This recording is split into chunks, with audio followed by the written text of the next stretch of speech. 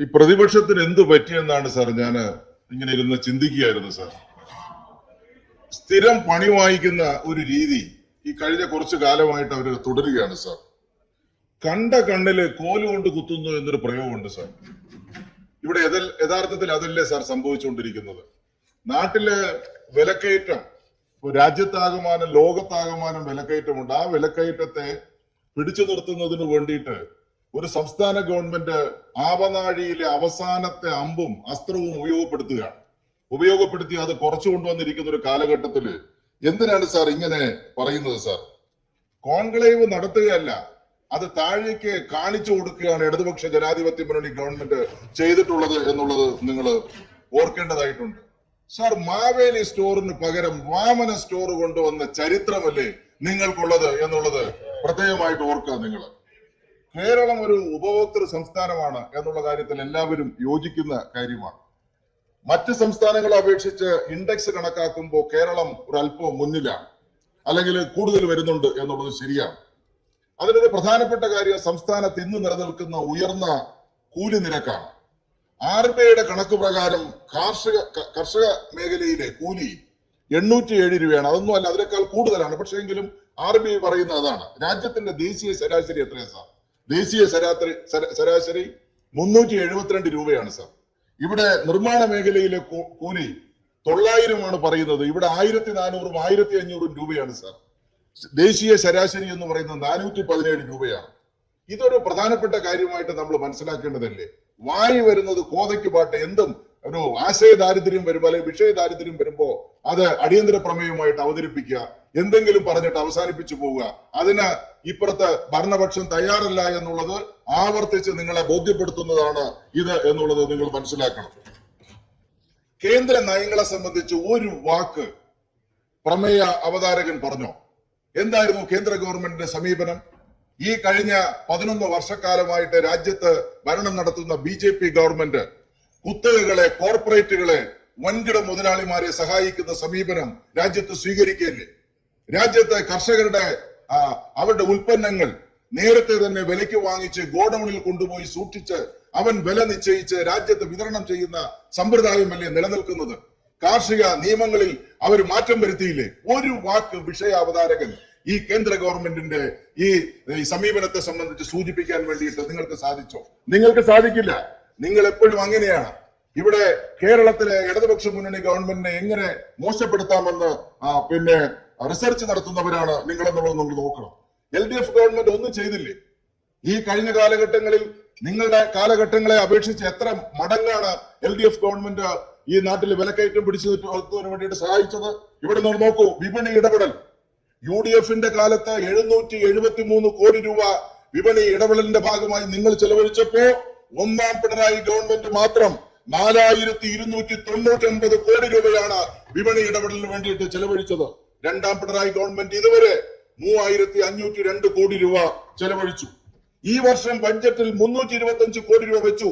ഇതുവരെ 274 കോടി രൂപ വിപണി ഇടപെടലിന് വേണ്ടി നൽകിയതാണ് ഈ ഗവൺമെന്റ്. നെല്ല് സംഭരണം അതുപോലെയാണ്, മറ്റു സാഹചര്യങ്ങൾ ഇതുപോലെയാണ്.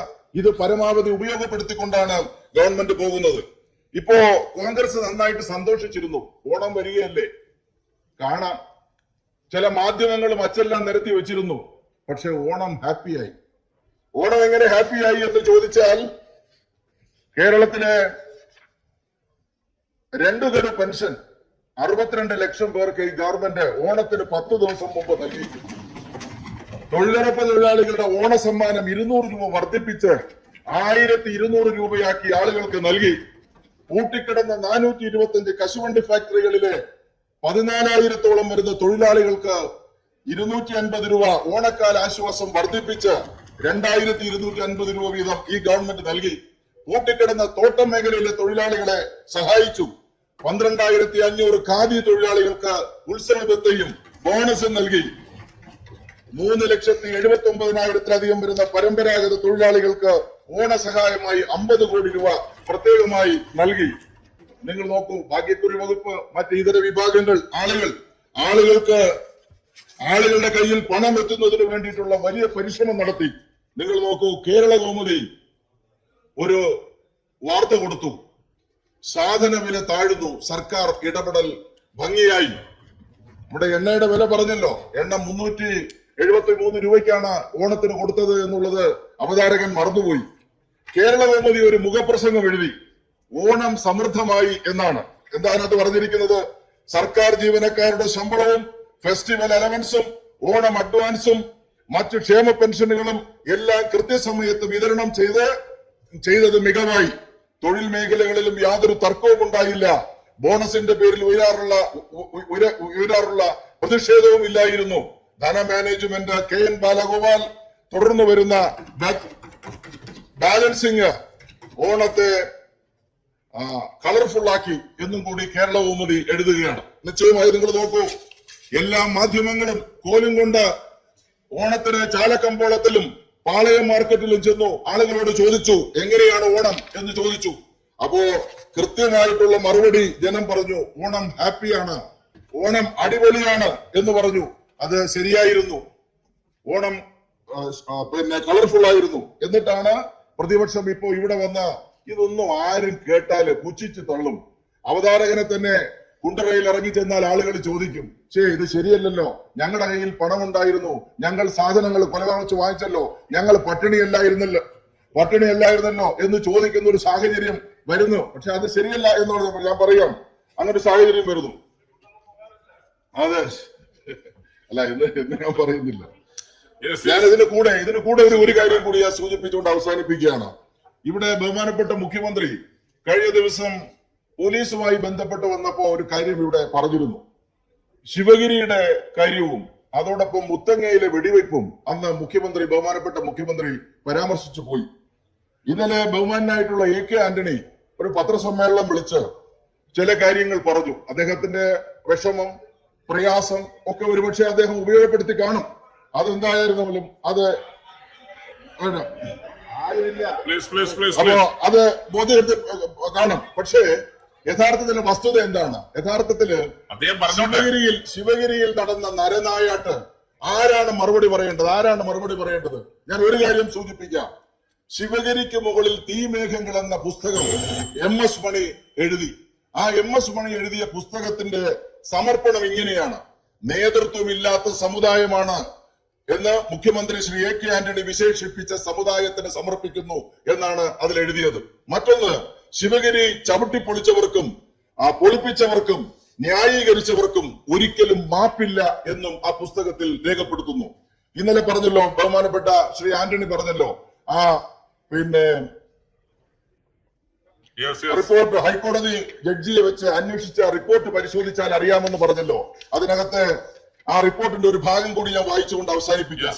1995 ഉണ്ടായ ശിവഗിരിയിലെ തർക്കം പരിഹരിക്കുന്നതിനുള്ള ഉപസമിതിയുടെ രൂപീകരണത്തിന് പ്രായോഗികതയില്ല, മറിച്ച് രാഷ്ട്രീയ ലക്ഷ്യം മാത്രമാണ് ഉണ്ടായിരുന്നത് എന്ന നിഗമനത്തിലെ കമ്മീഷൻ ഉപസമിതിയുടെ രൂപീകരണം ഒരു അനുഗ്രഹമായിരുന്നില്ല എന്ന് വളരെ വ്യക്തമായിട്ട് ഇതിനകത്ത് സൂചിപ്പിക്കുന്ന ഘടകമുണ്ട്.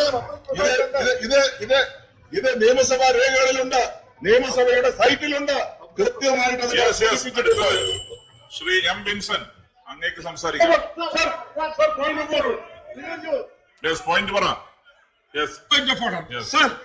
ഇവിടെ പ്രധാനപ്പെട്ട ഒരു ചർച്ച അടിയന്തര പ്രമേയത്തെ കുറിച്ച് ചർച്ചയാണ്. 2 ജുഡീഷ്യൽ കമ്മീഷനെ കുറിച്ച് പറഞ്ഞു. ജുഡീഷ്യൽ കമ്മീഷനെ കുറിച്ച് വേണമെങ്കിൽ നമുക്ക് വേറെ ചർച്ച ചെയ്യാം. ഞങ്ങൾക്ക് പറയാനുള്ളത് മുഴുവൻ പറയേണ്ടി വരും. AK ആന്റണി ചില ഭാഗങ്ങൾ മാത്രമേ പറഞ്ഞുള്ളൂ. ഈ നിയമസഭ അംഗീകരിച്ച, ക്യാബിനറ്റ് അംഗീകരിച്ച ജുഡീഷ്യൽ കമ്മീഷനെ കുറിച്ചാണ് ചർച്ചയെങ്കിൽ ആ ചർച്ചയിൽ ഞങ്ങൾക്ക് അഭിപ്രായമുണ്ട്. ആ കമ്മീഷൻ റിപ്പോർട്ട് കൂടി വെച്ച് നമുക്ക് ചർച്ച ചെയ്യാം.